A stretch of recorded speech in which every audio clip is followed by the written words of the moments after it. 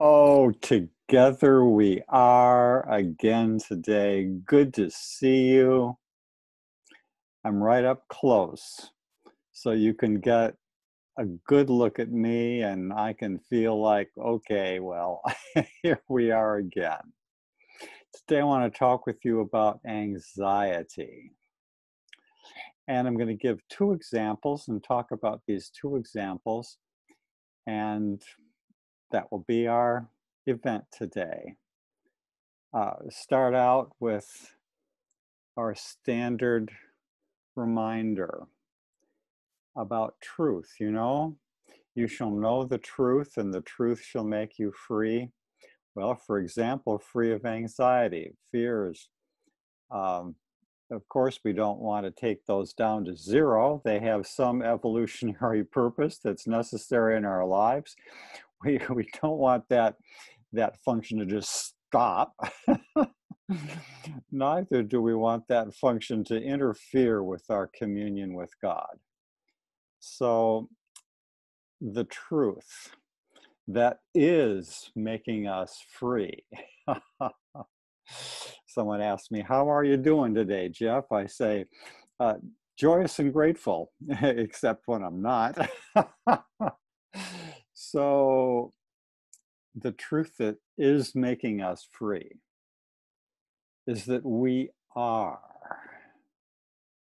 the children of God, our loving heavenly parent. And we are brothers and sisters in a universal family that is going to grow and overcome and achieve the divine destiny in this world and beyond. Let's go for it. Okay, we're on a roll. Now, example number one about anxiety has to do with physical discomfort, or worse than discomfort, pain, what have you, danger, da da da da da. Now, for this physical discomfort, my image is that of a video that I saw in the sixth grade. It was one of these science things where we saw an amoeba in some water or liquid solution. Let's say an amoeba in the water, and the scientist who was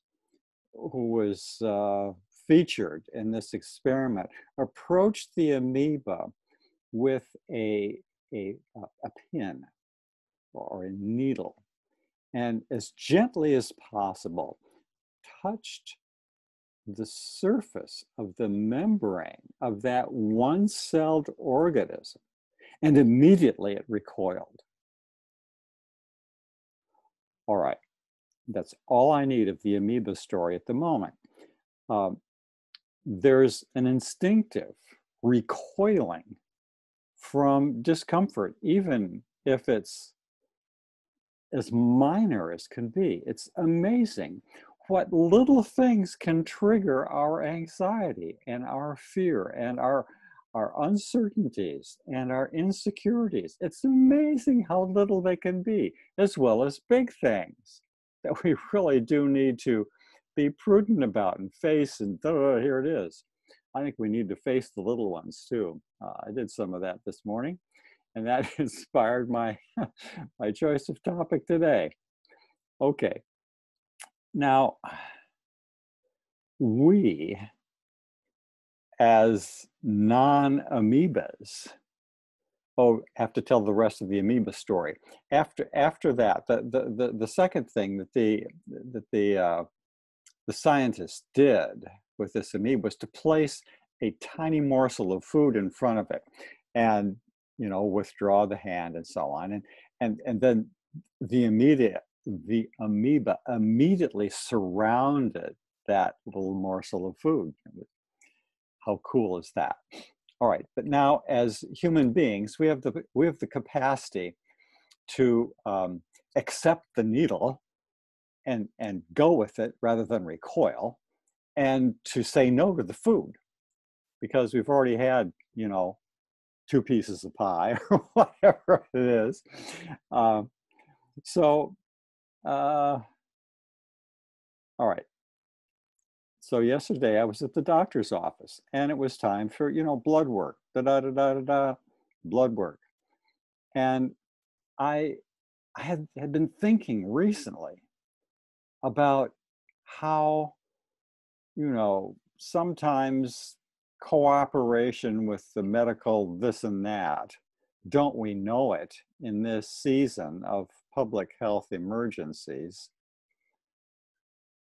But it can be unwelcome to cooperate with the regime. And of course, we can take anything to extremes. And I think we've seen extremes at times, as well as extremes of unwillingness to cooperate. I'm not going to get into that debate here and now, but simply to say, you can overdo anything good. Anything wise can be taken to, I don't know. So, but I began to think, God is the infinite upholder. And the medical profession in general, yes, the imperfect, but the the healthcare network around the planet is part of God's upholding of our well-being. How cool is that? And as I thought of that, my attitude, at least in that moment, changed. And all right, so there's another example of anxiety that I want to bring up, and that's performance anxiety. For example, the anxiety of of someone who wants to make a good impression in their video, or whatever it can be. I happen to be reading a book right now, 6 Lessons in Acting, I think is the title of it. And well, I did this for another reason, and to learn a meditative practice, a little bit more about that I wanted to da-da-da-da-da-da. So what I realized is, from the very first chapter on the first lesson, is that concentration in the quest for eternal perfection is essential in our art. And I'm a bit of an artist. I'm a bit of a ham. And I know what it is to make mistakes, and I know what it is to be in relaxed settings where you're performing with a vocalist and a guitar player, and you're doing the harmonica or another guitar perform, and it doesn't have to be perfect. You're having a great time. You're resonating with the audience in the cafe. I mean, it is happening.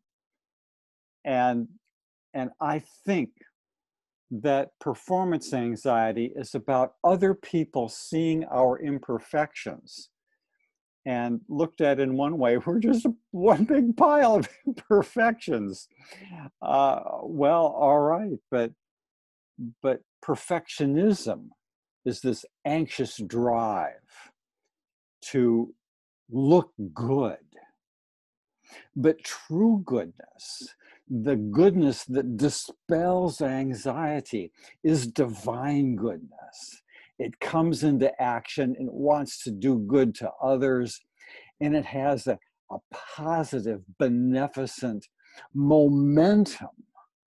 And that momentum banishes fear and destroys anxiety. It's just awesome. That's what happened with Jesus, when Jesus walks in and boom, there you are in the presence.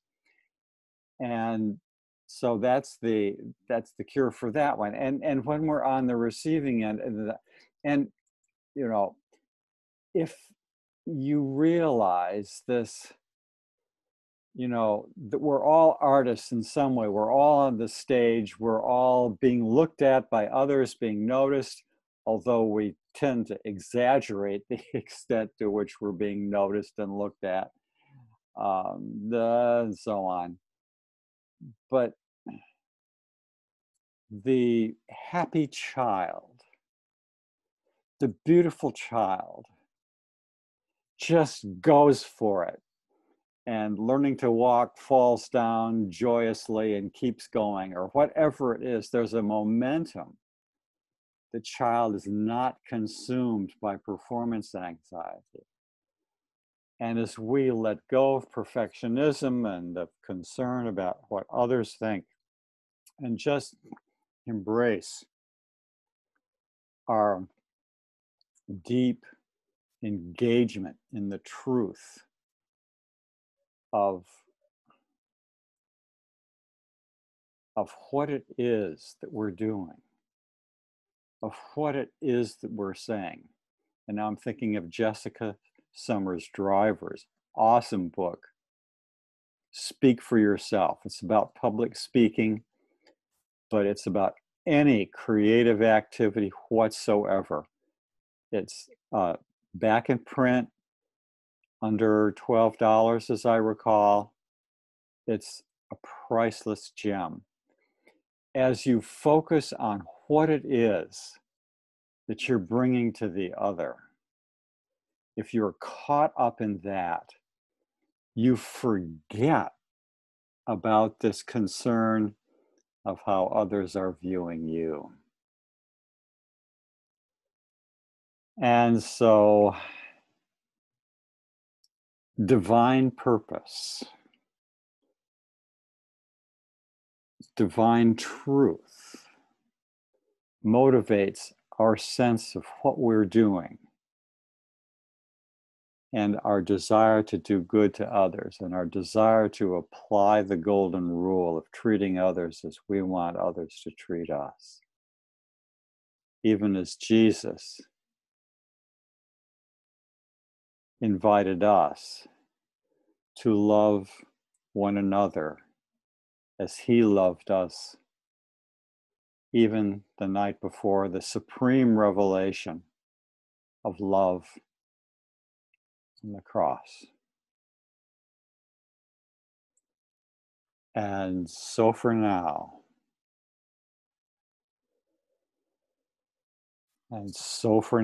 whatever is going on in your life and in our world, always know that you are a divinely created, and in a creative process that's still going on in your soul, infinitely loved, qualitative as well as quantitative, never going to end infinity.